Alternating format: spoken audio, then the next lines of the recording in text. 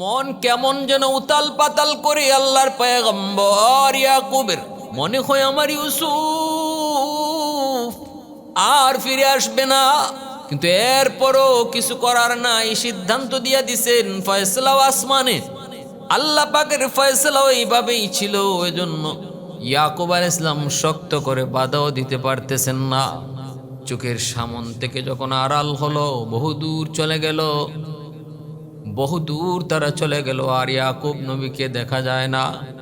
সাথে সাথে যার কাঁধে ছিলেন ইউসুফ, কাঁধ থেকে ধপাস দিয়া মাটিতে ফালায়া দিল। এরপরে লাথি কিল ঘুষি শুরু হয়ে গেল।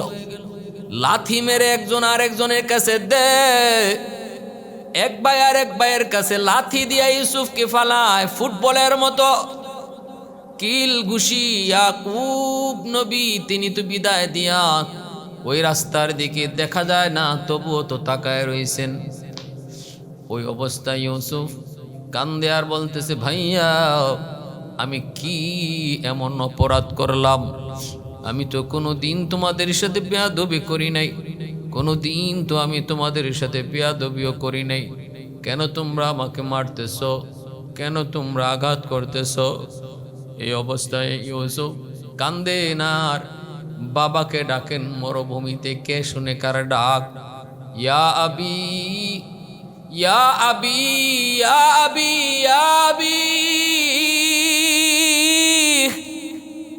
বাবা বাবা বলে চিৎকার করে মরুভূমিতে চিল্লান, কিন্তু কে শুনে কার ডাক? বহু দূর চলে এসেছেন, আর বাবা তো সেই ডাক শোনেন না। এবার মারতে মারতে রক্তাক্ত করে ফেলল 10টা ভাই। এক বাবার ঘরের, যদিও ভিন্ন মা, কিন্তু বাবার ঘরের সন্তান, এক বাবার সন্তান। ছোট্ট ভাইটাকে মেরে মেরে রক্তাক্ত করে ফেলল। এরপরে তারা সিদ্ধান্ত নিয়ে মেরে ফেলবো। একজনে কয়ে ছুরি দিয়ে আঘাত করে মেরে ফেলো, আরেকজনে কয়ে গলা টিপ দিয়ে মেরে ফেলো। শেষ পর্যন্ত বড় ভাইটাই কয়, না তোরা মারবি না, জানে মারবি না, জানে মারার প্রয়োজন নাই। আমাদের উদ্দেশ্য হলো ইউসুফ যেন বাবার চোখের আড়াল হয়ে যায়, এর জন্য মারতে হবে না। আশেপাশে কোনো কুয়ার মধ্যে ইউসুফকে ফালায় দাও। তাফসীরে মাজহারিতে উল্লেখ করেন, ইউসুফ আলাইহিস সালামের 10 ভাই তারা জঙ্গল থেকে বাঘ বাবার সামনে হাজির করেন। বাবা হযরত ইয়াকুব আলাইহিস সালাম বাবার সামনে সন্তান, 10 সন্তান, জঙ্গল থেকে বাঘ হাজির করে বলেন, বাবা এই যে নেন, আপনার সামনে আমরা হাজির করেছি, এই বাঘকে আপনি জিজ্ঞেস করেন কেন ইউসুফকে খাইলো, কিন্তু জামা ছিঁড়ল না, বাঘরে আপনি জিজ্ঞেস করেন। 10 ভাই মনে করলো এটা বাবার পক্ষে কোনোদিন সম্ভব হবে না, বাবার কথার জবাব হয়তো বাঘ দিবে না। মানুষের সাথে বাঘে কেমন করে কথা কয়? তারা মনে করেছে বাবা যে সন্দেহ করেছেন ইউসুফ আলাইহিস সালামকে তার 10 ভাই তারা হত্যা করেছে, অথবা কোনো তার ক্ষতি করেছে। বাঘ খায় নাই, তারাই কোনো ষড়যন্ত্র করেছে। এই জিনিসটাকে মিথ্যা প্রমাণ করার জন্য 10 ভাইয়ের প্রত্যেকেই ছিল অনেক সবল, অনেক শক্তিশালী।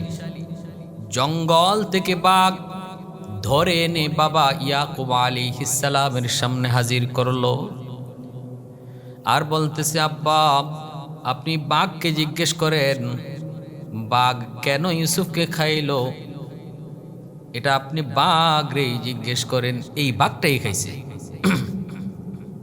এই বাঘটাই খাইছে।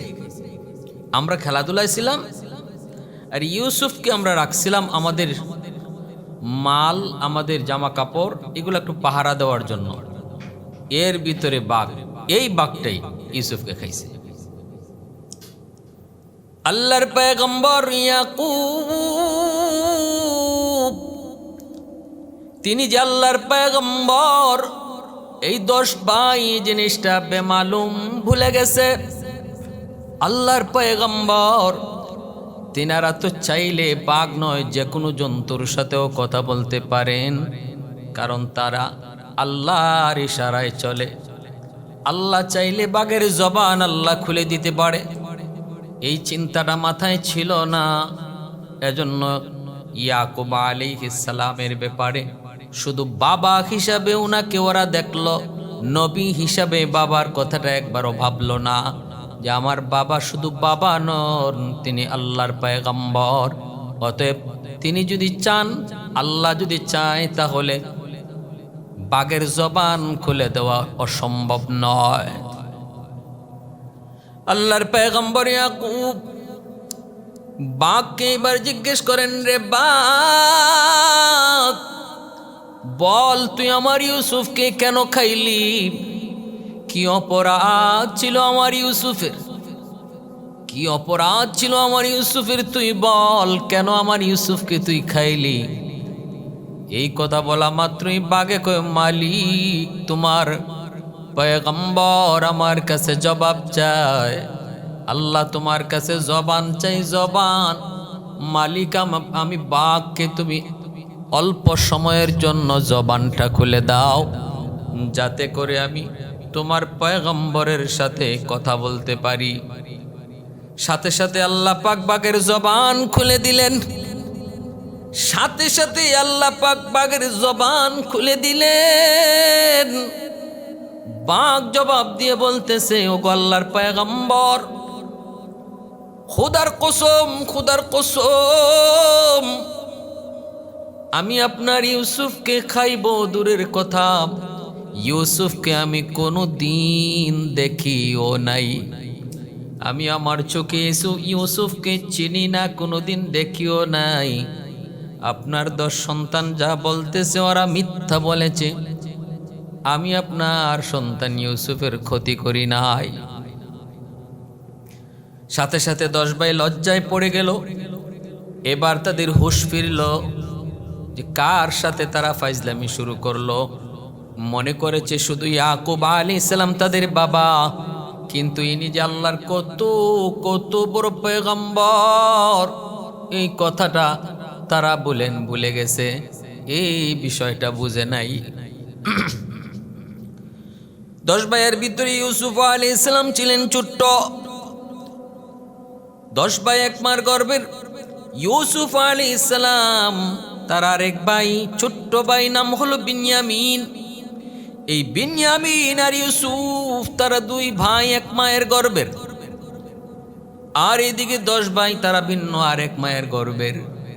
এইদিকে হযরত ইউসুফ আলাইহিস সালাম তিনি আর তার ভাই বিনয়ামিন, এই বিনয়ামিন জন্ম নেওয়ার সময় তার মা ইন্তেকাল করেন। ইউসুফ আলাইহিস সালামের মা বিনয়ামিন জন্ম নেওয়ার সময় মারা যান। কত মা এমন গর্ভের সময় কত মা দুনিয়া থেকে বিদায় নেই রে যুবক। চোখের সামনে খুঁজলেই, সমাজে দেখলেই জানা যায়, বোঝা যায় প্রসব বেদনার কষ্ট যে কত কঠিন, কত কঠিন। শুধু একমাত্র মা জানে, পৃথিবীর আর কেউ সেটা বুঝে না। ইউসুফ আলাইহিস সালামের মা বিনয়ামিন জন্ম নেওয়ার সময় তিনি মারা গেলেন। এবার দোনো ভাই হয়ে গেলেন মা হারা। বাবা আছেন কিন্তু মা নাই। আরেকদিকে 10 ভাই আছে, তাদের বাবাও আছে, মাও আছে। মা হারা সন্তান ইউসুফকে ইয়াকুব আলাইহিস সালাম স্বাভাবিকভাবে একটু মায়া করতেন। দুটা বাচ্চার প্রতি মায়া ছিল। এক তো হলো তারা ছোট্ট, আরেক হলো তাদের মা নাই, মা হারা। আরেকটা বিষয় হলো ইউসুফ আলাইহিস সালাম এতটা সুন্দর, এতটা সুন্দর আল্লাহ তাকে বানাইলেন। আল্লাহর নবী, রহমতের নবী বলেন, তামাম দুনিয়া আল্লাহ যতটুকু সৌন্দর্য দিয়া বানাইছে, এর অর্ধেক সুন্দর দিয়েই আল্লাহ ইউসুফ আলাইহিস সালামকে বানাইছেন। তবে আমার নবীর সৌন্দর্য ভিন্ন, আমার আপনার নবীর সৌন্দর্য ভিন্ন। তাফসীরের কিতাবের ভিতরে লিখেন 100 ভাগ সৌন্দর্যের ভিতরে 50 ভাগ 50 করে আল্লাহ আলাদা করে নিলেন। 50 ভাগ যে সৌন্দর্য, এই সৌন্দর্যকে আল্লাহ 2 ভাগ করলেন। 1 ভাগ দিয়া তামাম সৃষ্টিকে আল্লাহ সুন্দর করলেন, আর একটা ভাগ দিয়া ইউসুফ আলাইহিস সালামকে বানাইলেন। বাকি রইল যে আগে 50 ভাগ সৌন্দর্য, ওই 50 ভাগ পুরাটা দিয়া আল্লাহ পাক আমার আপনার নবীকে আল্লাহ বানাইছেন। यासीन से मौला ने कभी उनको पुकारा, यासीन से मौला ने कभी उनको पुकारा, हामीम कभी और कभी तो आसीन इशारा, ए रमज़ है कुछ आशिक माशूक के माबैन, समझा है जिन्हें खल्क़ों में एक सरवर कौनैन, समझा है जिन्हें खल्क़ में एक सरवर कौनैन। এজন্য আল্লাহর নবীর সাহাবী হযরত হাসান রাদিয়াল্লাহু তাআলা আনহু সাহাবায়ে কেরামের ভিতরে প্রসিদ্ধ একজন কবি। আমার আপনার নবীর সৌন্দর্যের ব্যাপারে তিনি বলেন, আহসানা মান লাম তারা কাত্তু আইনি ওয়া লাম আজমালা মিনকা লাম তালিদিন নিসাউ, মা আহসানা লাম তারা কাত্তু আইনি ওয়া মা আজমালা মিনকা লাম তালিদিন নিসাউ, খুলিকতা মুবাররাআম মিন কুল্লি আইবিন কাআন্নাকা খুলিকতা কামা তাশাউ। ওগো নবীজি, আপনার সৌন্দর্যের দিকে তাকালে মনে হয় আমার চোখ আপনার চেয়ে সুন্দর কোনোদিন কাউকে দেখে নাই। কোনো মা আপনার চেয়ে সুন্দর কোনো সন্তান জন্ম দিতে পারে নাই। নবী গো, আপনার দিকে তাকালে মনে হয় আল্লাহ আপনাকে সম্পূর্ণ দোষমুক্ত, ত্রুটি মুক্ত, কোনো ত্রুটি ছাড়া আল্লাহ আপনাকে বানাইছে যেন আপনি যেভাবে চাইছেন। খুলিকতা কামা তাশাউ, আপনি যেভাবে চাইছেন চোখ বানাইতে, নাক বানাইতে, কান বানাইতে, কপাল বানাইতে, চুল বানাইতে, আল্লাহ যেন আপনার কথা মতোই আপনারে বানাইছে। সুবহানাল্লাহি ওয়া বিহামদিহি, সুবহানাল্লাহি।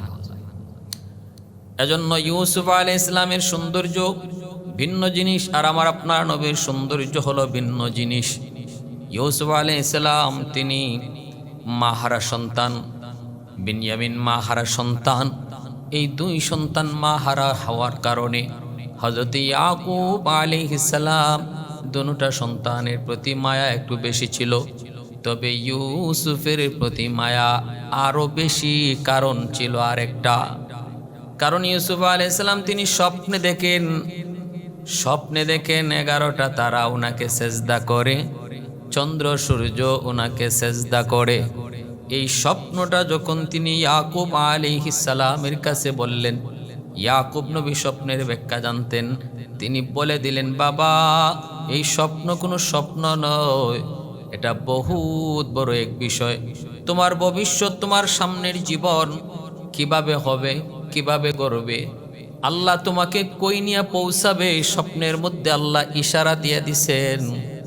বাবা, আমি বুঝেছি, তবে বলো এই স্বপ্ন আর কারো কাছে বইল না, ভাইদের কাছেও বইল না। তাফসীরে মাযহারিতে লিখেন, এই কথাটা বাবা যখন ইউসুফ আলাইহিস সালামকে বলেন, তখন ওই 10 ভাইয়ের মা আড়াল থেকে শুনে ফেলছিল, আর সে তার সন্তানদেরকে বলে দিছে স্বপ্নের কথা।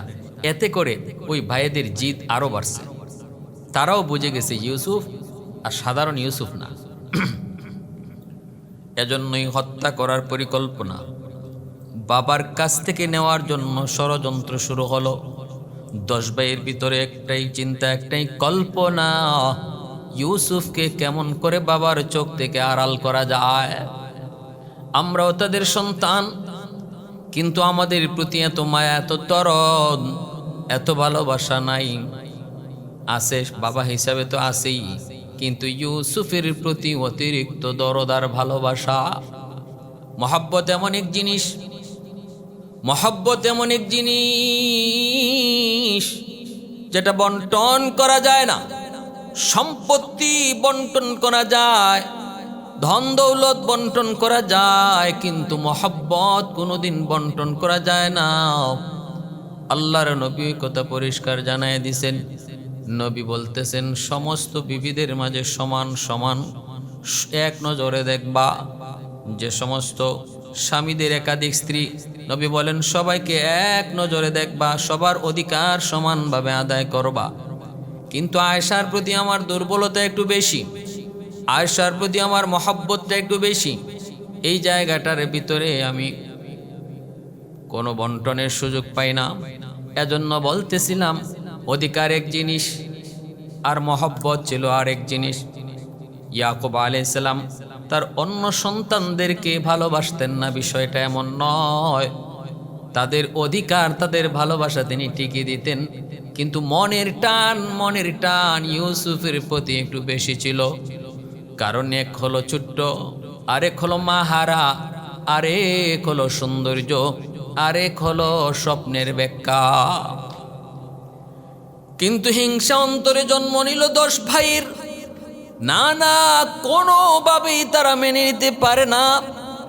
ইউসুফকে বাবার কাছ থেকে সরায় ফেলতেই হবে, যে কোনো মূল্যে বাবার কাছ থেকে তারা সরায় ফেলবে।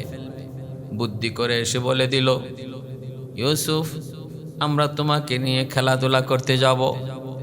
বাবা হয়তো আমাদের কথা মানবে না, তুমি বাবাকে যায় একটু বুঝায়ো, তুমি বাবাকে যায় এরকম ভাবে একটু ফুসলায়ো আমাদের পক্ষ থেকে। আমরা যে বলছি তোমারে খেলতে নিব এ কথা বইল না, তুমি যে বলো বাবা আমি ভাইয়াদের সাথে খেলাধুলায় যাব পাহাড়ে। ইয়াকুব আলাইহিস সালামের কাছে ইউসুফ আলাইহিস সালাম বায়না ধরলেন, আব্বা ভাইয়ারা খেলতে যায়, আমিও ভাইয়াদের সাথে খেলতে যাব, খেলাধুলায় যাব। ইয়াকুব আলাইহিস সালাম ইউসুফ আলাইহিস সালামকে চোখের আড়াল হতে দেন না, কারণ ইনি তো নবী পয়গম্বর, তিনি তো জানেন। স্বপ্নের ব্যাখ্যায় তিনি বুঝে গেছেন আমার ইউসুফ শুধু ইউসুফ নয়, বড় হওয়ার পর আল্লাহর পয়গম্বর হবে। এজন্য চোখের আড়াল হতে দেন না। কিন্তু যখনই বায়না ধরলেন ভাইদের সাথে খেলায় যাবেন, বাবা ইউসুফ আলাইহিস সালামের আবদার কবুল করলেন না, করে পারলেন না। 10 ভাই আয়েশা বলতেছে, আব্বা ইউসুফ এত করে চায়, দিলে অসুবিধা কি? আমরা ইউসুফকে নিয়ে যাই খেলাধুলায়, আমাদের সাথে অংশ নেবে। ছোট্ট মানুষ, খেলাধুলার প্রতি তার আগ্রহ থাকবেই। ইয়াকুব আলাইহিস সালাম বলে, দিতে তো অসুবিধা নাই, কিন্তু আমার ভয়। কিসের ভয়? আমার ভয় ইউসুফকে বাগে খেয়ে ফেলে কিনা। 10 ভাই কয়, বাবা এটা কোন কি? আমরা দেখছি নি 10টা ভাই কেমন তরতাজা, একজনই বাঘের জন্য যথেষ্ট, সেখানে আমরা 10টা ভাই, আমাদের সামন থেকে বাঘ আবার খায় কি কইরা? এই বইলা বিভিন্ন ছলচাতুরি করে ইয়াকুব আলাইহিস সালামকে বুঝায়া, ইউসুফ আলাইহিস সালামকেও বুঝায়া 10 ভাই ইয়াকুব নবীর কাছ থেকে কলিজার টুকরা সন্তানকে তারা নিয়ে যাচ্ছে, দেখাইতেছে খেলার জন্য, কিন্তু ভিতরে ভিতরে ইউসুফকে মেরে ফেলার জন্য। বাবার সামনে কুলে উঠাইলো, কাঁধে উঠাইলো, আদর আর ভালোবাসার কোনো কমতি নাই। বাবাকে দেখানোর জন্য কাঁধে উঠাইয়া ইউসুফকে আদর করে করে তারা নিয়ে যাচ্ছে। ইয়াকুব আলাইহিস সালাম তাকায় তাকায় শুধু দেখতেছেন। পয়গম্বর তিনি তো বুঝে গেছেন, তার মন সাক্ষী দিতেছে আমার ইউসুফের এই যাওয়াটাই মনে হয় জীবনের শেষ যাওয়া, মনে হয় আমার ইউসুফ আর ফিরবে না। মন কেমন যেন উতাল পাতাল করে আল্লাহর পয়গম্বর ইয়াকুবের, মনে হয় আমার ইউসুফ আর ফিরে আসবে না। কিন্তু এরপরও কিছু করার নাই, সিদ্ধান্ত দিয়া দিছেন ফয়সালা আসমানে। আল্লাহ পাকের ফয়সালা এইভাবেই ছিল, এজন্য ইয়াকুব আলাইহিস সালাম শক্ত করে বাধাও দিতে পারতেছেন না। চোখের সামন থেকে যখন আড়াল হলো, বহুদূর চলে গেল, বহুদূর তারা চলে গেল, আর ইয়াকুব নবীকে দেখা যায় না। সাথে সাথে যার কাঁধে ছিলেন ইউসুফ, কাঁধ থেকে ধপাস দিয়া মাটিতে ফালায়া দিল। এরপরে লাঠি কিল ঘুষি শুরু হয়ে গেল। লাথি মেরে একজন আরেকজনের কাছে দেয়। এক ভাই আর এক ভাইয়ের কাছে লাথি দিয়া ইউসুফকে ফালায় ফুটবলের মতো। কিল ঘুষি ইয়াকুব নবী তিনি তো বিদায় দিয়া ওই রাস্তার দিকে দেখা যায় না, তবুও তো তাকায় রইছেন। ওই অবস্থায় ইউসুফ কান্দে আর বলতেছে, ভাইয়া আমি কি এমন অপরাধ করলাম? আমি তো কোনো দিন তোমাদের সাথে বেয়াদবি করি নাই, কোনো দিন তো আমি তোমাদের সাথে বেয়াদবিও করি নাই। কেন তোমরা আমাকে মারতেছ? কেন তোমরা আঘাত করতেছ? এই অবস্থায় ইউসুফ কান্দে আর বাবাকে ডাকেন মরুভূমিতে। কে শুনে কার ডাক? ইয়া আবি ইয়া আবি ইয়া আবি ইয়া আবি, বাবা বাবা বলে চিৎকার করে মরুভূমিতে চিল্লান, কিন্তু কে শুনে কার ডাক? বহু দূর চলে এসেছেন আর বাবা তো সেই ডাক শোনেন না। এবার মারতে মারতে রক্তাক্ত করে ফেলল 10টা ভাই। এক বাবার ঘরের, যদিও ভিন্ন মা, কিন্তু বাবার ঘরের সন্তান, এক বাবার সন্তান। ছোট্ট ভাইটাকে মেরে মেরে রক্তাক্ত করে ফেলল। এরপরে তারা সিদ্ধান্ত নিয়ে মেরে ফেলবো। একজনে কয় ছুরি দিয়ে আঘাত করে মেরে ফেলো, আরেকজনে কয় গলা টিপ দিয়ে মেরে ফেলো। শেষ পর্যন্ত বড় ভাইটাই কয়, না তোরা মারবি না, জানে মারবি না, জানে মারার প্রয়োজন নাই। আমাদের উদ্দেশ্য হলো ইউসুফ যেন বাবার চোখের আড়াল হয়ে যায়, এর জন্য মারতে হবে না। আশেপাশে কোনো কুয়ার মধ্যে ইউসুফকে ফালায় দাও। এই পাশ দিয়ে কত বণিকের দল যায়, হয়তোবা কোনো বণিক ইউসুফকে নিয়ে অন্য কোনো রাজ্যে চলে যাবে, বাবার চোখের আড়ালও হয়ে যাবে, আমাদের উদ্দেশ্য হাসিল হবে। সিদ্ধান্ত তাই হলো, কুয়ার মধ্যে, কুয়ার কিনারায় এনে ইউসুফ আলাইহিস সালামের জামাগুলি ওরা খুলতেছে। কারণ তাদের উদ্দেশ্য হলো এই জামার মধ্যে রক্ত মাখাইয়া, এই জামার মধ্যে কোনো ভেড়াকে জবাই করে, কোনো ভেড়াকে জবাই করে রক্ত মাখাইয়া এই জামা বাবা ইয়াকুব আলাইহিস সালামকে নিয়ে দেখাবে আর বলবে, আব্বা আমরা খেলাধুলায় মগ্ন ছিলাম, ইউসুফ আমাদের মাল সামানাগুলা পাহারা দিচ্ছিল। এই অবস্থায় হঠাৎ করে বাঘ এসে ইউসুফকে খেয়ে ফেললো। এই যে দেখেন জামায় রক্ত লাগানো, এজন্য জামাটা খুলতেছে। আল্লাহ পাক রব্বুল আলামিন কয়, জিব্রাইল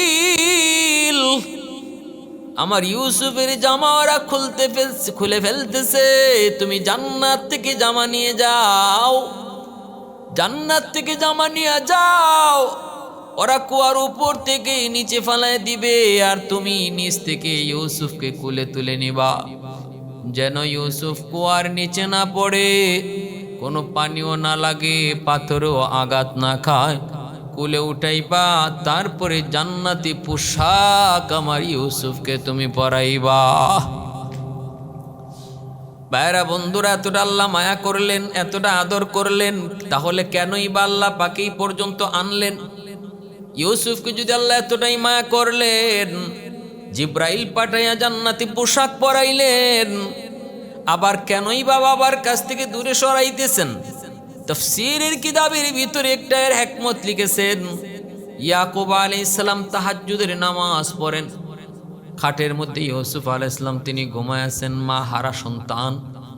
ঘুমের ঘরে শিশু বাচ্চাগুলি মাঝে মাঝে দেখবেন কান্না করে। এই কান্নার আওয়াজটা শোনা মাত্রই ইয়াকুব আলাইহিস সালাম নামাজে ধ্যানে মগ্ন ছিলেন, আমার আল্লাহর সাথে কথা। কিন্তু ইউসুফের কান্নাটা কানে আসা মাত্রই সেজদার জায়গা থেকে তার চোখটা বিছানায় ইউসুফের দিকে চলে গেল। আমার ইউসুফ কেন ঘুমের ঘরে কান্না করলো? এই যাওয়াটা যে কোনো বাবার জন্যই এটা স্বাভাবিক, এটা অস্বাভাবিক কিছু নয়। দুনিয়ার কোনো বাবাই পারবে না সন্তান কান্না করবে আর ওই অবস্থায় নামাজের ভিতরে চোখটা ওই সন্তানের দিকে যাবে না, এটা হতেই পারে না, যাওয়াটাই স্বাভাবিক। কারণ মা বাবার সাথে সন্তানের সম্পর্ক সেটা অন্য, সেটা ভিন্ন। বাপ মার সাথে সন্তানের যে মহব্বত, যে ভালোবাসা, ইয়াকুব আলাইহিস সালাম তাই করলেন। আর এটা আল্লাহর কাছে না পছন্দ হয়ে গেল। আল্লাহ পাক রব্বুল আলামিন সেটা মেনে নিতে পারলেন না। আল্লাহ পাক রব্বুল আলামিন মেনে নিতে পারলেন না। এই জায়গায় আমরা একটা মাসালাও জানতে হয়, নামাজের মধ্যে সাজদার জায়গা থেকে যদি চোখটা অন্যদিকে যায়, শরীয়তের মাসালা হলো অন্যদিকে গেল, সাথে সাথে যদি আবার সে নামাজের জায়গায় নিয়ে আসলো, বিন্দু পরিমাণ কোনো গুনাহ হয় না, মাকরুহ হয় না। কিন্তু বারবার যদি কেউ চোখ অন্যদিকে নেয় আর অন্যদিকে ঘোরায়, বারবার যদি সে অন্যদিকে ঘোরায় অথবা কোনো দিকে এক নজরে তাকায় থাকে নামাজের ভিতরে, আর অন্য কোনো মানুষ দেখলে মনে করে সে নামাজে না, সে নামাজে না। তারে দেখলে যদি কেউ মনে করে লোকটা নামাজ পড়ে না, তার অন্যদিকে চাওয়ার কারণে, তাহলে এটার দ্বারা এই লোকের নামাজ ফাসিদ হয়ে যায়। এটাকে আমলে কাসির বলে। বারবার বারবার অতিরিক্ত তাকানোর কারণে তার আমলে কাসিরে পরিণত হয়, মানুষের চিন্তা জাগে সে নামাজে না, জন্য নামাজ বাতিল। কিন্তু ইয়াকুব আলাইহিস সালামের নজরটা গেছে আর আনছেন, জমায়ে রাখছেন এমন নয়। ইউসুফ আলাইহিস সালামের দিকে নজর গেল, আবার তিনি ফিরে আনলেন। বিন্দু পরিমাণ এটা আমাদের জন্য দোষ নয়, কিন্তু তিনি তো পয়গম্বর, তিনি তো আল্লাহর পয়গম্বর, আল্লাহর নবী। এজন্য হাসানাতুল আবরার সাইয়্যাতুল মুকাররাবিন, সাধারণ মানুষ যা পারে আল্লাহর ওলিরা তাও পারে না। আল্লাহ পাকের কাছে তাদের অল্প কাজও আল্লাহর কাছে আল্লাহর কুদরতি দিলে কষ্ট লাগে, কারণ তারা তো আল্লাহর বন্ধু, আপন মানুষ, আপন বন্ধু, ঘনিষ্ঠ বন্ধু, প্রিয়জন যদি ফুলের সিটা দিয়ে আঘাত করে, সেটা দুশমনের ছুরির আঘাতের চেয়েও বেশি মনে হয়। এটা আল্লাহ পাকের ক্ষেত্র। আমি আপনি যদি চোখ ঘুরে আবার যায় নামাজে নিয়ে আসতাম, আল্লাহ পাক এতটা রাগই করতেন না, আল্লাহ এটাকে মনেই করতেন না। কিন্তু এখানে বিষয়টা তো আমি আর আপনি না, বিষয়টা হলো আল্লাহর পয়গম্বর ইয়াকুব আলাইহিস সালামের বিষয়। এজন্য আল্লাহর কাছে অপছন্দ লাগলো, আল্লাহ সেটা মেনে নিতে পারলেন না। আল্লাহ বলতেছে, যেন আল্লাহ বলতেছে এমন, ইয়াকুব তুমি আমি আল্লাহর সাথে কথা বলতেছো নামাজে। নামাজি মুসাল্লি মুসাল্লি সর্বদা আল্লাহর সাথে কথা কয়, মুসল্লি আল্লাহর সাথে কথা কয়, নামাজি আল্লাহর সাথে কথা কয়। আল্লাহ যেন বলতেছেন, ইয়াকুব আমার সাথে কথা বলতেছো। সেই জায়গায় সন্তানের কান্নার আওয়াজ শুনে চোখ চলে গেল। তাহলে কি আমি আল্লাহর চেয়ে তুমি সন্তানকে বেশি ভালোবাসো? কাজে কিন্তু এটাই প্রমাণিত হলো। অতএব আমি আল্লাহ মেনে নিতে পারলাম না। যেই সন্তানের কারণে তোমার চোখ আমার থেকে ফিরে গেল, এই চোখ আমি আল্লাহ এই সন্তানের কারণে অন্ধ বানায় দিব। এই সন্তানের কারণেই তোমার এই চোখকে আমি অন্ধ বানায় দিব। যার কারণে আল্লাহ পাক ইউসুফ আলাইহিস সালামকে ইয়াকুব আলাইহিস সালামের কাছ থেকে সরায় নিতেছেন। কুয়ার কিনারায় চলে গেলেন, ফালায়া দেওয়া হলো। জিব্রাইল আমিন নিজ থেকে তিনি গ্রহণ করে নিলেন। জান্নাতি কাপড় পরায় দেওয়া হলো, তিনি ওই কুয়ার মধ্যেই থাকলেন। এইদিকে 10 ভাই কাপড়ের মধ্যে রক্ত মাখায়া তারা বাবার কাছে হাজির হয়ে মিথ্যা কৌশল বলতেছে, আব্বা ইউসুফকে বাঘে খেয়ে ফেলেছে। পবিত্র কোরআনের সূরা ইউসুফের মধ্যে আল্লাহ বিস্তারিত বলেছেন। আপনারা যারা বাংলা কোরআন তর্জমা পড়েন, আপনারা অর্থ পড়লেই বুঝবেন পুরা ধারাবাহিক ঘটনাটা আল্লাহ বলছেন। আমি কিছু কিছু কথা তাফসীর থেকে অ্যাড করে বিষয়টাকে বোঝানোর জন্য বলছি। আল্লাহ পাক রব্বুল আলামিন কুদরতের ফয়সালা, আসমানি ফয়সালা, এর মধ্যে হেরফের হওয়ার কোনো সুযোগ নাই। 10 ভাই রক্ত মাখা জামা নিয়া বাবার কাছে হাজির, আর বলতেছে, এই যে বাবা নজির, এই যে দৃষ্টান্ত, এই যে দেখেন ইউসুফের জামা, এই জামার মধ্যে রক্ত লাগানো। ইয়াকুব আলাইহিস সালাম আল্লাহর পয়গম্বর, বিদায় দেওয়ার সময় তার দিল কেমন যেন আনচান আনচান করছিল। মনে হয় আমার ইউসুফ আর কোনোদিন ফিরে আসবে না। জামাটা হাতে নিয়ে ইয়াকুব আলাইহিস সালাম কাঁদতেছেন, চোখের পানি জড়ায় কান্দেন, আর জামাটার ঘ্রাণ নিতেছেন আর বলতেছেন, বাবা এ কেমন শিক্ষিত বাঘ আমি বুঝি নাই, আমার ইউসুফকে খাইল অথচ জামা ছিঁড়ল না। এ কেমন শিক্ষিত বাঘ, আমার ইউসুফকে খাইল, বাঘ যদি হামলা করে জামা ছিঁড়বে, কিন্তু ইউসুফের কোনো জামা তো ছিঁড়া নাই। এই কথা বলতে 10 ভাই একজন আর একজনের দিকে তাকায় আর মনে মনে কয়ে ভুল করে ফেলেছি, জামাটা একটু ছিঁড়ে ফিরে আনা দরকার ছিল। ইয়াকুব আলাইহিস সালাম বলতেছে, আমার বিশ্বাস হয় না, আমার মন বলে তোমরা বানায় বলতেছো তোমরা আমার ইউসুফের কোনো ক্ষতি করেছো। 10 ভাই বলতেছে, না বাবা, বাঘই খাইছে। এরপরে তারা জঙ্গলে চলে যায়। জঙ্গল থেকে বিশাল বড় একটা রয়্যাল বেঙ্গল টাইগার এই 10 ভাই ধইরা বাবার সামনে হাজির করে, কয় আব্বা এই যে এই বাঘই খাইছে, এই বাঘই খাইছে, ওরে জিগান। এ খাইলো তো খাইলো, জামা ছিঁড়লো না কেন, এরে জিগান। ইয়াকুব আলাইহিস সালাম বলতেছে, রে বাঘ বল, কেন তুই আমার ইউসুফকে খাইলি? আল্লাহর হুকুমে বাঘের জবান খুলে গেল।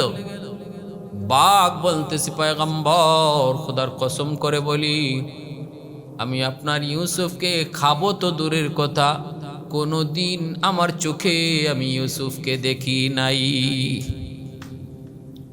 10 ভাই লজ্জিত হয়ে গেল, চিন্তা করছে খালি বাবা হিসাবে, কিন্তু ইনি আল্লাহর পয়গম্বর এই হুশটা তাদের ছিল না।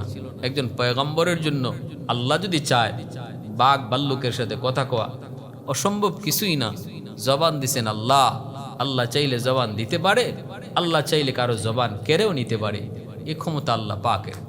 কাদিরে কুদরত দারি হরচে খাহি আকুনি, কাদিরে কুদরত দারি হরচে খাহি আকুনি, মুর্দা রাজা हम तो बख्शी जिंदा राबे जाकुनी, मुर्दा राजा हम तो बख्शी जिंदा राबे जाकुनी।